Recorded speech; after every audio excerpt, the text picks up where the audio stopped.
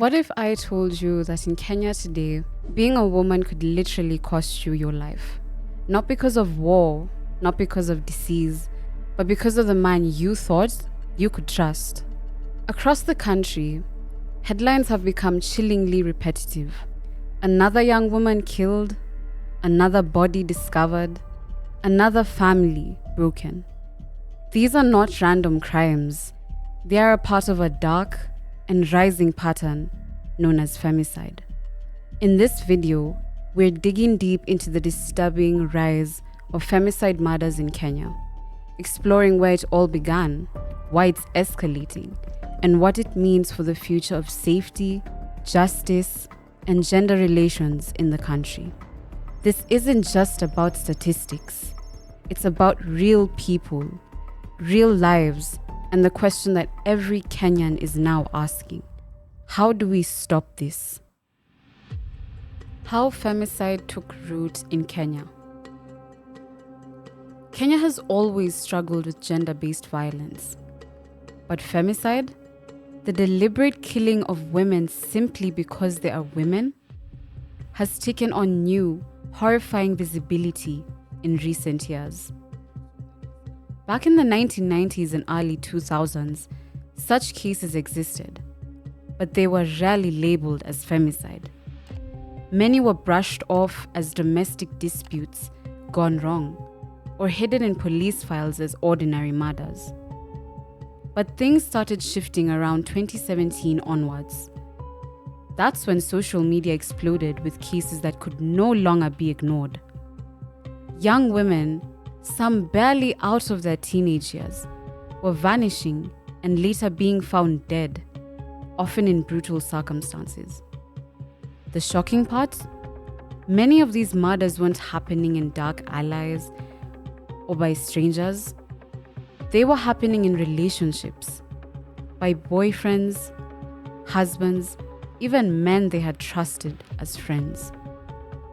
One of the earliest high-profile cases that woke up the country was the murder of university student Sharon Otieno in 2018. Her case wasn't just a crime story. It revealed a network of power, politics, and exploitation of young women. Around the same time, cases like Ivy Wangeshi, a medical student hacked to death by a man who claimed she rejected his advances, showed that women were being punished simply for saying no. A silent epidemic turning loud. So here's the problem. Femicide is not just random. It's not bad luck. It's a pattern. And patterns mean there's something deeper going on. According to the African Femicide Watch, Kenya ranks as one of the countries with the highest number of reported femicide cases in Africa. A report by UN Women estimated that over 47% of Kenyan women have experienced some form of gender-based violence in their lifetime. Think about that. Almost half. And yet, the true scale of femicide is likely underreported. Families sometimes don't push cases. Police often classify them under generic homicide. And without proper data, the crisis remains hidden until another body shows up in the news. The rise of digital platforms has made it harder to ignore. Every time a woman is killed, her photos circulate online. Hashtags like "Stop Killing Us" and "End Femicide KE" trend. The silence that once buried these crimes has been broken, and the country is finally seeing just how deep the wound goes. Now comes the hard question. Why is femicide rising in Kenya? First, cultural attitudes play a massive role. In a society where patriarchy still runs deep, women are often viewed as property. The idea that a woman can say no to a relationship, leave a marriage, or choose her independence is still met with resistance in some spaces. And when men feel their ownership is threatened, some turn to violence. Second, economic pressures fuel the crisis. Many victims are young women in relationships with older men, sometimes called sponsors. These relationships, often transactional, can turn deadly when expectations aren't met or when a woman tries to leave. Sharon Otieno's case is the clearest example of how money, power, and exploitation intertwine to trap women in dangerous situations. Third, the justice system has been slow and sometimes indifferent. Convictions are rare. Cases drag on in court for years. Families fight endless battles just to get justice. And when men believe they can literally get away with murder, the killings continue. Finally, there's the role of social media and technology. Dating apps, online hookups, and digital sponsorship deals have made it easier for predators to target young women.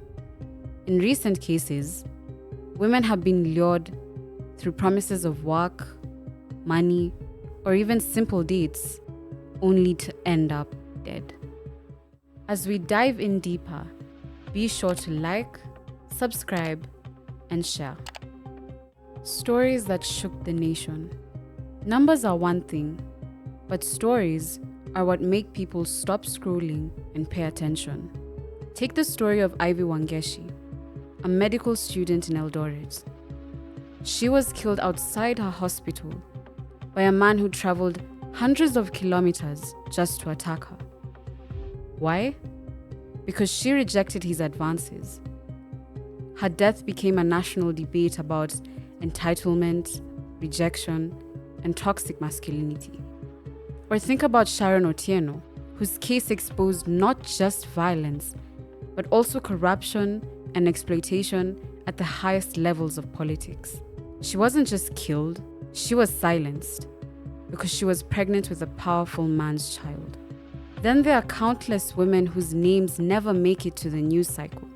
Women found in rivers, dumped by the roadside, or hidden in shallow graves. For every high-profile case, there are dozens that slip through the cracks. Their stories never told. Each case, each name, adds to the weight of this crisis.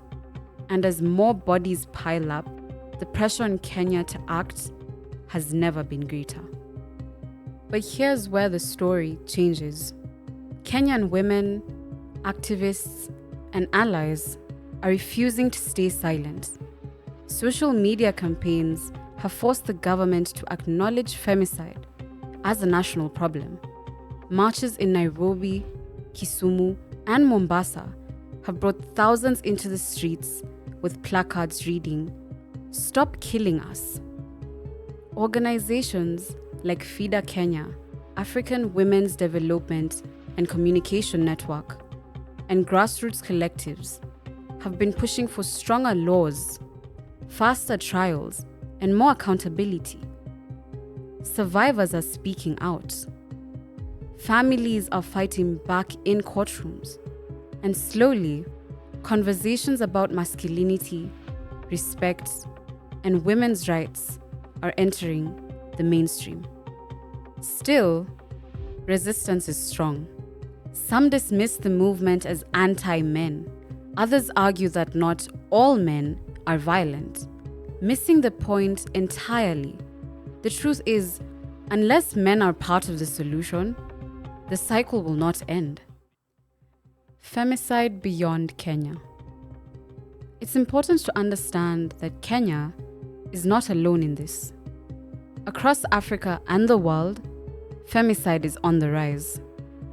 South Africa, for example, reports one of the highest femicide rates globally, with a woman killed every 3 hours. In Latin America, countries like Mexico and Brazil face similar epidemics. So Kenya's struggle is part of a global crisis, but also a chance to lead in finding solutions. If Kenya can break the cycle, strengthen justice, and change cultural attitudes, it could inspire other nations battling the same nightmare. The rise of femicide murders in Kenya is more than a crime wave. It's a mirror reflecting deep cracks in society, cracks in justice, in culture, in economics, and in how women's lives are valued. Each case is not just another headline, but a person whose dreams were cut short, whose family will never heal, whose story deserves to be remembered. But there is hope. The louder the voices against femicide grow, the harder it becomes for the country to look away. And with pressure, policy, and persistence, change is possible. Because at the end of the day, no woman should have to fear that love, friendship, or even just stepping outside her house might cost her life. If this video moved you, then the next one is even more important. Click on it now to hear the untold stories of Kenya's most shocking unsolved murders.